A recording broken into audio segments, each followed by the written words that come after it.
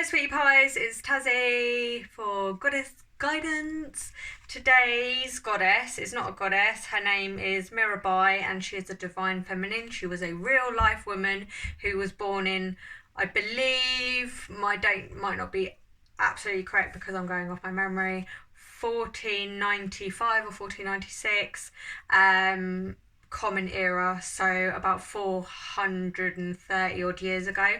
She was born in a time of like civil unrest and warring with I don't know if it was a different country or like different tribe or different just her people, and her was warring with because she was Hindu, and her people were warring with Muslim people, and it was a really devastating time in history.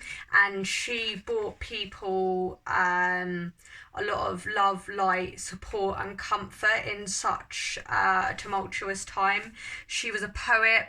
I believe, like, because I obviously don't know a lot about Indian culture or Hindu culture, I believe that she wrote loads of poems. Nobody actually knows which poems were hers because there's no original manuscripts, and which poems were written in devotion to her. Oh, for God's sake, this bloody door keeps banging. Yeah, so a lot of poems were written in devotion to her, and I think they still are. Like, millions of people are so inspired by her work that the songs that she wrote, the poems that she wrote, her devotional songs to the divine, specifically Krishna, who she believed that she was married to. Basically, she was married off to somebody that she did not want to be married to. She had a really, by the sounds of it, a really fucking miserable marriage. She really didn't like her husband. He died and his father died in war. She didn't get on the funeral pyre with her husband when he was being cremated, and it was customary or expected of women to get on the funeral pyre with their husbands when they had died, and she didn't like him anyway, so she was like, fuck that, I'm not burning myself alive for that bastard. And then she spent a lot of time in her own personal temple receiving holy people to talk to her and making music and making poems, and a lot of people loved her music and poems, but her in-laws tried to kill her twice, which are written in her poems. Yeah, so her in-laws tried to kill her twice because she didn't conform to what they wanted her to be, because she believed that she was married to the divine. She believed she was married to Krishna. She didn't care about the societal norms. The only thing that she cared about was her devotion to God.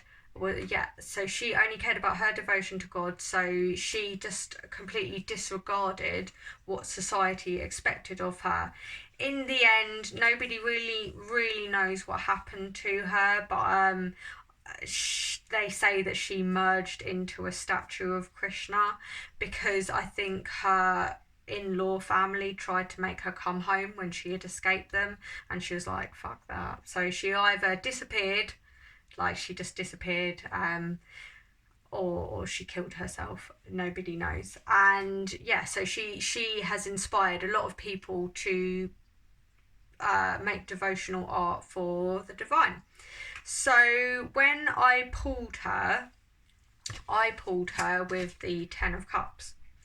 So to me, I have just realised in the last few days that me being a very spiritual person, me being an advocate of self-love, me being an outspoken woman, me not fitting societal norms, being a bit quirky, being a bit weird, letting my freak flag fly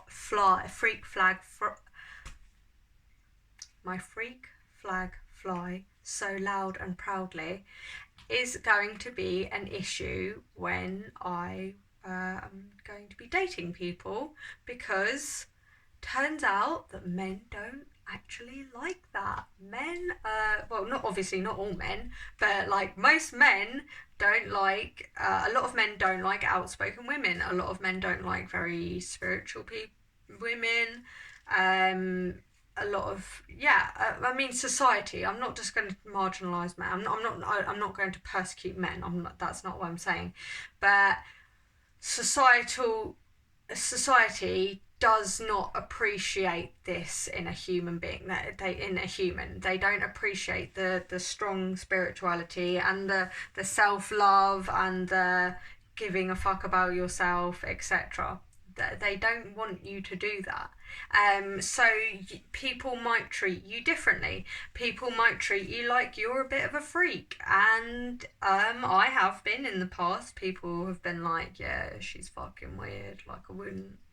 No, I wouldn't go near her, or I wouldn't date her, or I wouldn't do this because she's a bit fucking weird. And I don't. I agree with them. I am a bit fucking weird, and if anybody has ever called me weird, I've been like, yeah, I am. So, yeah, you have to understand that not everybody is going to like you. But because I pulled the Ten of Cups, the right people will like you. If you decide to follow your path of being your authentic self and doing whatever you want to do and truly being yourself, no, you're not going to please everybody, but you will please not please, you will attract the right people. And whether that be like you only have a few friends, a few really close friends that understand you, accept you and get you, and you don't maybe have like a massive amount of friends, but you have the right people. Maybe you might find it really hard, which I think I probably am going to in the future. I was quite lucky with my ex-partner. He was very supportive of me.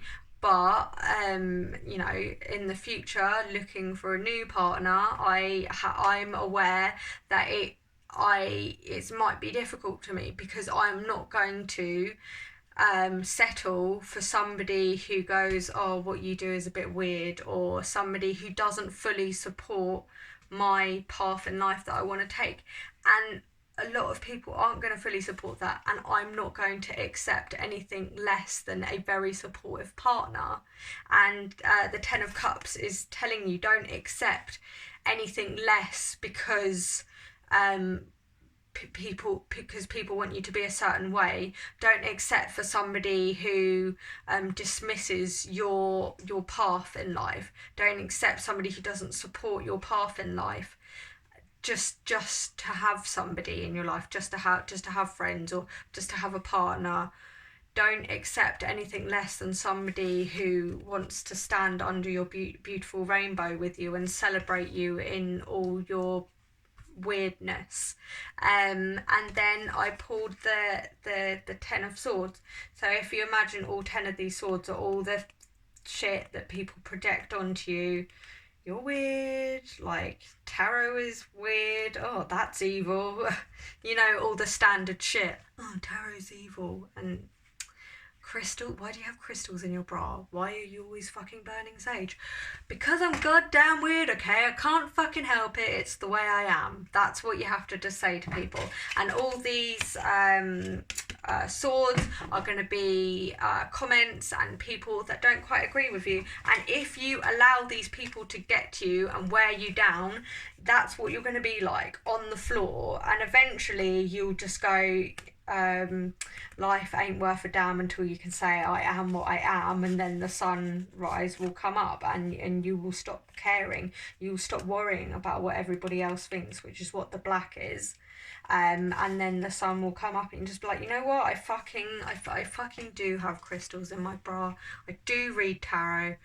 I do really like goddess worship. I do like ghosts. I do read about fucking weird shit. Or whatever, however this relates to you.